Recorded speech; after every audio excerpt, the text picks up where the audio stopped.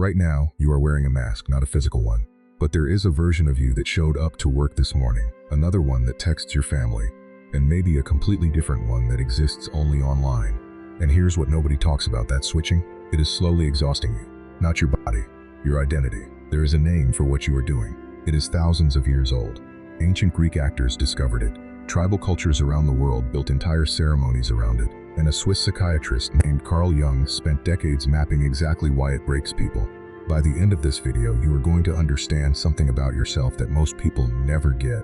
But first, I need to take you to a theater in ancient Athens, about 2,500 years ago.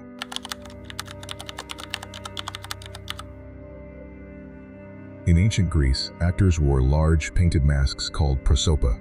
The word literally means face toward, the thing you present to an audience. And those masks were not just costumes. Each one had a fixed expression baked into it. One mask for tragedy, one for comedy. You put it on, you played the role, and when the performance was over, you took it off and went back to being yourself. Simple, clean. Clear boundaries between the performance and the person. What we do today is infinitely more complicated because we never take the mask off. We sleep in it. We eat breakfast in it. And over time, we forget it is even there. But here's where things get really interesting, because this was not just a Greek problem.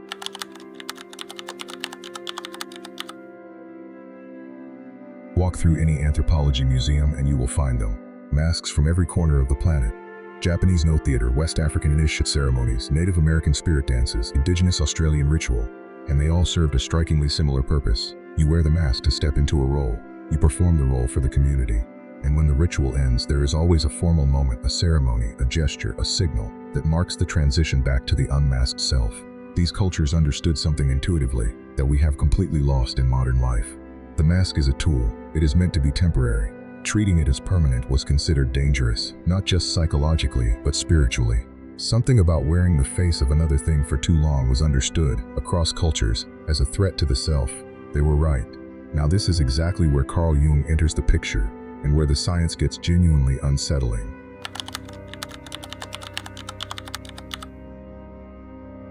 Carl Jung coined the term persona in the early 20th century, borrowing it directly from that Latin root for mask. He defined it as the social face we present to the world, the character we build to navigate different roles, different expectations, different audiences. And Jung was clear on one thing: the persona is not bad. You need one. Without any social mask at all, you would be an unfiltered mess and nobody would invite you to things. The persona is functional. It is adaptive. But here is Jung's warning, and this is the part most people miss. The persona becomes dangerous the moment you start confusing it with your actual self. When the mask and the face underneath start to merge. When you no longer know where the performance ends and the person begins. That is when the cracking starts. And if you have ever felt it, you know exactly what that cracking feels like.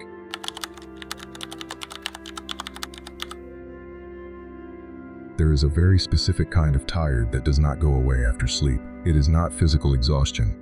You could have slept 8 hours and still wake up with this weight. It shows up as a low-grade irritability you cannot explain. A creeping sense that you are playing a character in your own life.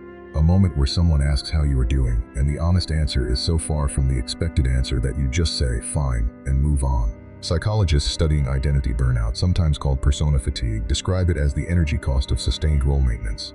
Every time you modulate your voice, your opinions, your personality to match an environment, your brain is doing work. Real metabolic work.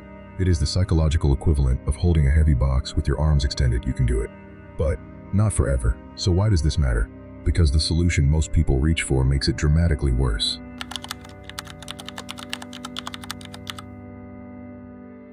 The instinct when you feel socially exhausted is usually to optimize. Build a better work persona. Get better at small talk. Polish the version of yourself that you show on dates. In other words, build more masks and build them better.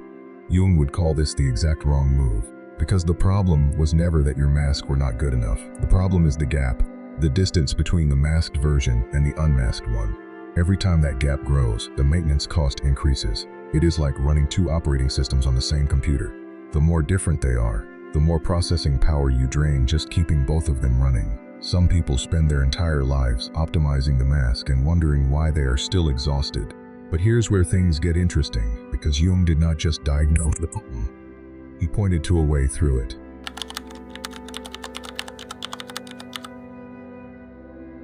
Jung believed that everything you suppress to maintain your persona does not disappear. It gets pushed into what he called the shadow. the unconscious collection of traits, desires, and impulses that do not fit the face you are presenting. The harder you work at being the cheerful, agreeable, high-performing version of yourself, the more dense your shadow becomes. And shadows have a tendency to leak.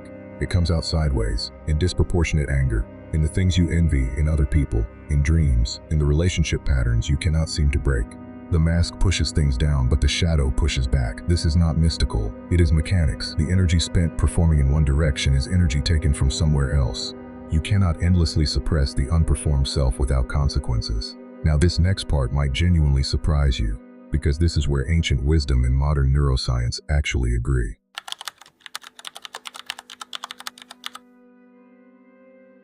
Researchers studying social cognition have found something fascinating about what happens in the brain when we engage in what they call impression management, the technical term for consciously managing how you come across to others.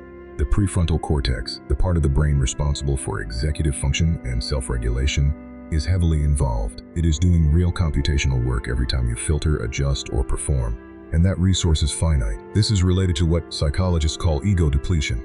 The idea that self-regulatory capacity is like a battery. You only have so much.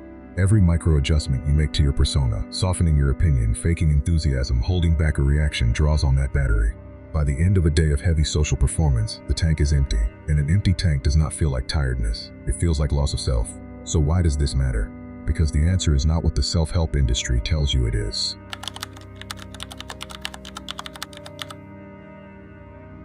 Here's what struck me about those tribal mask rituals. The masks were used in initiation ceremony, moments of identity transition. The point was not to wear a mask forever. The point was to temporarily take on a quality, a role, and energy, and then consciously lay it down. There was always a moment of formal release. The Hopi of the American Southwest have Kachina dancers who wear spirit masks. When the ceremony ends, the mask removal is deliberate, witnessed, and honored. In other words, ancient cultures built the offboarding into the system. Modern life has no such ritual. We accumulate roles: employee, parent, partner, performer, content creator, and there is no ceremony for setting any of them down, no formal space to ask, which of these masks is actually me? Jung believed the answer to persona fatigue was not removing the persona entirely. It was integration, developing enough self-awareness to move between roles consciously, rather than compulsively. And this is where most people make a mistake when they try to fix this.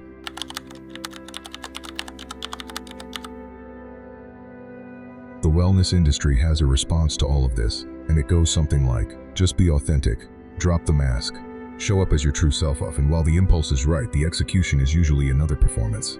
Authenticity is a brand, vulnerability is strategy, rawness is content. That is just a different mask, a more sophisticated one, because it is designed to look like no mask at all. Real integration, in the Jungian sense, is quieter than that. It is the process of gradually reducing the gap between your performed self and your actual self. Not by eliminating the performance, but by making it more honest. Choosing roles that fit closer to who you actually are. Noticing when you have been in mask mode for too long and giving yourself a formal, deliberate space to take it off. Even if that space is just 20 minutes alone. In your car, not performing for anyone. Which brings us back to where we started. You are not burnt out because you are weak. You are burnt out because you have been performing without intermission, in a culture that built the stage but forgot to build the green room. The ancient Greeks, the tribal communities, the Jungian analysts, the same thing. The mask is a tool, not an identity. The moment you start treating it as the latter is the moment it starts costing you everything. Remember that question from the beginning about the version of you that showed up this morning, and the one texting your family, and the one that exists online. Here is what Jung would want you to sit with. None of those are fake. But none of them is the whole picture either. The work is not destroying the masks. It is knowing you are wearing them. If this hits something for you, there is a video on Jung's shadow self that goes even deeper into what gets buried when the persona takes over. It is linked right now. And if this is the kind of psychology content you want more of, subscribe takes 2 seconds and it genuinely helps this channel reach people who need it. See you in the next one.